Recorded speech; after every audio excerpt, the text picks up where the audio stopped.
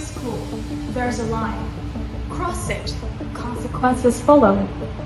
What happens behind the scene? What happens when students break the rule? And how do we balance punishment and dignity?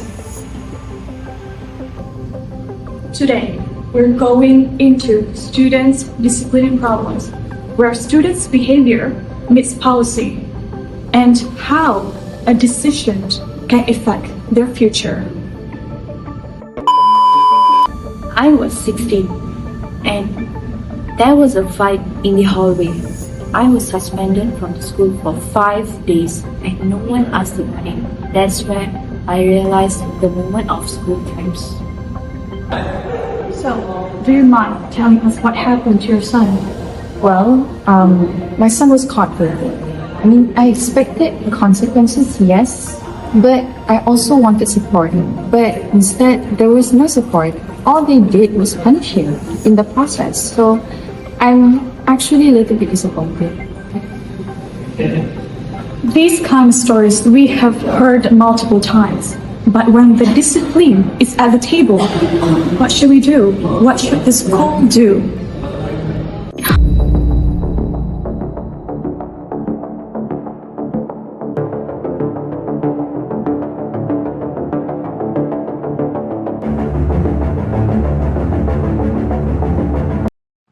Hi, I'm Bharati, a third-year TESOL student. Hello everyone, today I'll be explaining my part, which is the procedures in handling students' disciplinary problems, focusing on the role of the subject teacher or class teacher. Have you ever wondered what teachers should do when a student misbehaves in class? Okay, first of all, when a disciplinary issue happens in the classroom, the subject teacher or class teacher must identify the misconduct clearly.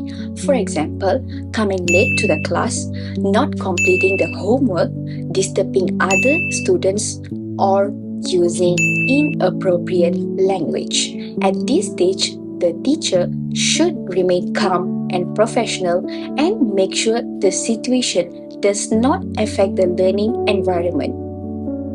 Okay, next, the teacher must record the student's misconduct in the class record book.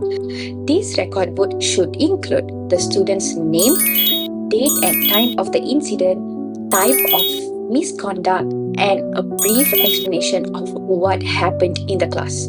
Recording is very important because it ensures that disciplinary actions are fair, systematic, and based on facts. It's not about emotions. Okay, the next step is submitting the record to the discipline teacher, where the discipline teacher will collect the misconduct records from subject teachers and class teachers. These records are reviewed and brought to the disciplinary meeting when required. This ensures that the decisions are not made by one teacher alone, but through a professional discussion and a proper procedure. In this way, every student is treated fairly and consistently. That's about it. To conclude, basically, this procedure starts with identifying the misconduct, recording it in the class record book, and lastly, submitting it to the discipline teacher for further action. These are the steps that help school manage discipline systematically while also guiding students to improve their behavior. That's for my part. And remember, discipline is not just about punishment, but about learning, responsibility, and respect. Assalamualaikum and good day everyone.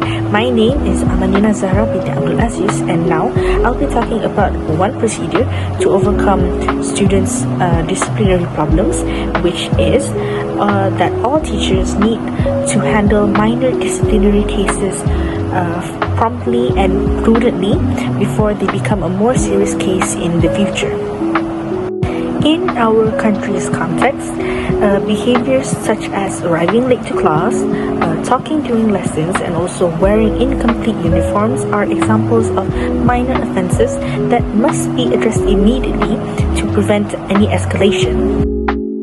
One way teachers can prevent these offenses from becoming more worse in the future is by using appropriate approaches to overcome them. For example, they can give warnings tactfully and also communicate with the students' parents, as both of these approaches are in line with Malaysians' cultural values and also the education system. So, there is a step-by-step method that we can usually use to prevent these cases from becoming even more in the future, where usually we start with a verbal warning followed by parental contact, where we contact the student's parents, and also maybe if they continue to do that same offense or another type of offense which is much more worse, we can punish them by giving actions like doing community service or detention. So these are used to ensure fairness and the students' well-being. Handling these offenses wisely helps maintain a conducive learning environment and respects local cultural values that emphasize mutual respect between the teachers and the students. That's all from me. Thank you.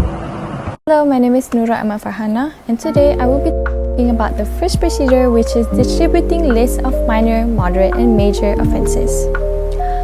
First is where the discipline committee prepares a standardized offense list. This list is divided into 3 categories: minor, moderate, and major offenses. Each offense is written clearly with examples so teachers can recognize behavior accurately. Now, why does this matter? When the offense categories are clear and standardized, every teacher can enforce the rules fairly. We avoid situations where one teacher is strict and another is lenient simply because they interpret the offense differently. Once the list is finalized, it is distributed to all teachers. This can be done in 2 ways. The first way is through email or online platforms such as WhatsApp or Google Drive, and through printed copies given out during staff meetings. Providing the list to every teacher ensures that everyone has the same reference. When teachers apply the rules uniformly, students experience consistent discipline, creating a fair school environment. Last step is to display the list in classrooms and bulletin boards. A student-friendly version of the offense list is displayed in every classroom, so class teachers can place it on notice boards or anywhere where students can see it easily. This version uses simple language and sometimes icons to help students understand the rules better. Now, why does this matter? Well, when students see the rules clearly displayed, they know exactly what behavior is acceptable and what is not. This prevents misunderstandings and helps students to take responsibility for their actions. Assalamualaikum and good morning everyone. So today I will be presenting about school procedures that will help reduce disciplinary issues, particularly those related to attendance.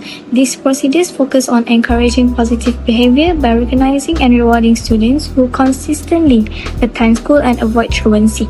First, the school implements a full attendance recognition. This recognition is given twice a year to students who manage to attend school without any absence. By highlighting their names and displaying them on the notice board, the school not only acknowledges their commitment but also motivates other students to improve their attendance. Next, we have the Zero Truancy Certificate, which is awarded monthly. This certificate is given to classes that successfully maintain zero truancy for the entire month. Even if a student is absent, the absence must be justified with a valid reason. This procedure teaches students responsibility and accountability. It also promotes teamwork because all classmates need to consistently follow the rules in order to achieve the class award. Lastly, students who maintain zero truancy throughout the whole year will receive both a certificate and a special award at the end of the year. This long-term reward system encourages students to be disciplined, responsible, and consistent. It also builds a positive school culture where good behavior is celebrated. Displaying the names of these students and classes on the notice board plays an important role. It serves as a public form of recognition, boosts students' motivation, and sets a positive example for others. Instead of simply punishing negative behavior, the school focuses on reinforcing good habits, which is a more effective and encouraging approach. In conclusion, these procedures, which is recognizing full attendance, awarding zero truancy certificates, and honoring students who maintain discipline, work together to reduce disciplinary problems. They create an environment where students feel appreciated, motivated, and responsible for their actions. Through positive reinforcement, the school promotes a culture of respect, commitment, and discipline. Behind every consequences is a choice. Behind every person is a story. Behind every policy is a person. And the question is, are we listening? Every school has different procedure, but one must follow code of conduct that is aligned with district or national policies.